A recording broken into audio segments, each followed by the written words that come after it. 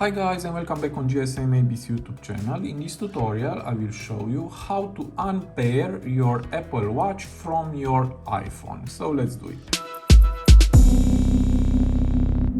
So here is my Apple Watch 8 and my iPhone 14 Pro Max, and I want to unpair my watch from my phone, and to do that just go to Apple Watch app and now press here on all watches and just press here on icon of your Apple Watch, and now here just press unpair Apple Watch and again unpair Apple Watch, and now unpairing Apple Watch, you just need to wait for a little time.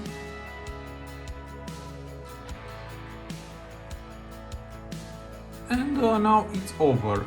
Your watch will restart, and you can start pairing again if you want this watch or another watch.